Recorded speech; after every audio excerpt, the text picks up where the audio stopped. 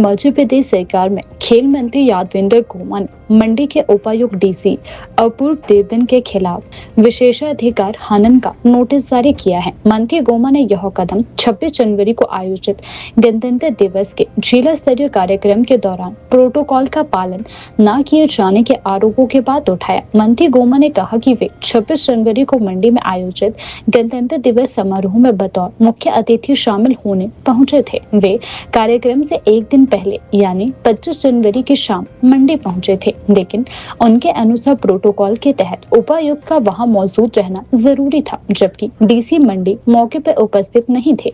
मंत्री यादविंद्र गोमा ने बताया कि उपायुक्त को उनके मंडी आगमन की सूचना पहले से ही दे दी गई थी। इसके बावजूद जब वे मंडी पहुंचे तो प्रशासनिक स्तर पर कोई उचित व्यवस्था नहीं की गई थी। उन्होंने कहा कि यह केवल उनका व्यक्तिगत मामला नहीं है, बल्कि इससे जनता को भी परेशानियों का सामना करना पड़ा। मंत्री गोमा ने स्पष्ट किया कि उन्हें किसी विशेष स्वागत या आओ भगत की आवश्यकता नहीं है, लेकिन सरकारी प्रोटोकॉल और जनप्रतिनिधियों के सम्मान का पालन होना चाहिए। उन्होंने कहा, मुझे स्वागत सत्कार की जरूरत नहीं है, लेकिन प्रशासन को अपनी जिम्मेदारी निभानी चाहिए। यह व्यवस्था जनता के लिए होती है, न कि किसी विशेष व्यक्ति के लिए। खेल मंत्री ने उपायुक्त अपूर्व देवगन के खिलाफ विशेषाधिकार हनन का नोटिस देकर मामले को गंभीर बताया है। उनका कहना है कि एक मंत्री के दौरे के दौरान प्रोटोकॉल का उल्लंघन लोकतांत्रिक व्यवस्था के खिलाफ है। इस घटना के बाद मंडी जिला प्रशासन में हलचल मच गई है।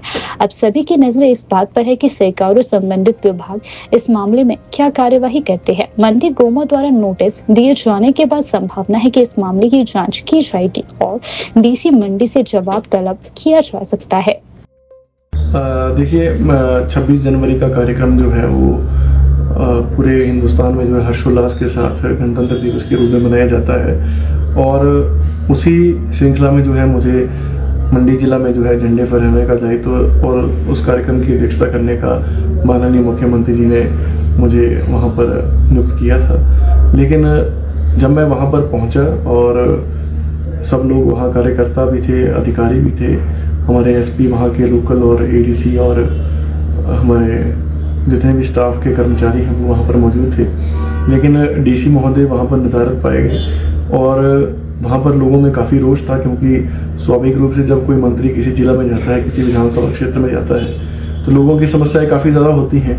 तो वहाँ पर डीसी महोदय जो है वो नदारद थे और उन्होंने मुझे किसी प्रकार का कोई मैसेज कन्वे नहीं किया था, जबकि उन्होंने ये कहा था कि मैं 7 बजे, मैंने उनको मैसेज दिया था कि मैं 7 बजे पहुँचूँगा, तो उन्होंने कहा था कि मैं 7 बजे वहाँ पर आ जाऊँगा और आपसे साथ बैठ के बात करेंगे और लोगों की समस्याओं का भी समाधान करेंगे। लेकिन वो वहाँ पर नहीं थे, और जब अगली सुबह 26 जनवरी का कार्यक्रम था तब जब वो मिले तो उन्होंने कोई किसी प्रकार का कोई मुझे ये बताया नहीं कि वो क्यों नहीं आ सके और क्या कारण रहा।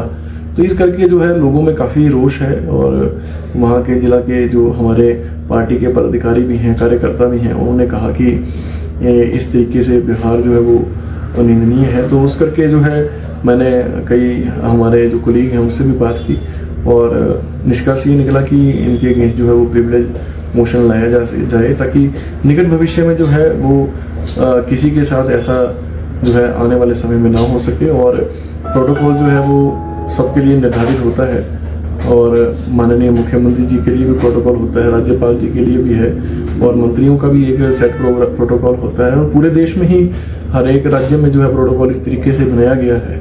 तो ऐसा नहीं है कि मुझे मेरी अपनी अहोभक्ति की कोई आवश्यकता थी कि वहाँ पर डीसी को होना चाहिए था, लेकिन जो सेट प्रोटोकॉल है उनका उल्लंघन किया है, और जो लोगों की निराशा है उसके अनुरूप जो है मैंने प्रिविलेज जो है डीसी मंडी के अगेंस्ट जो है वो स्पीकर महोदय को दिया है।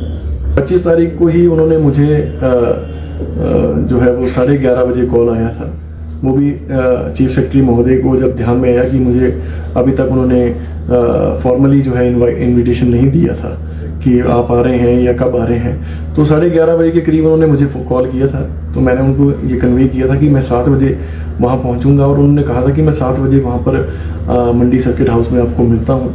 लेकिन उस समय वो नहीं आ सके।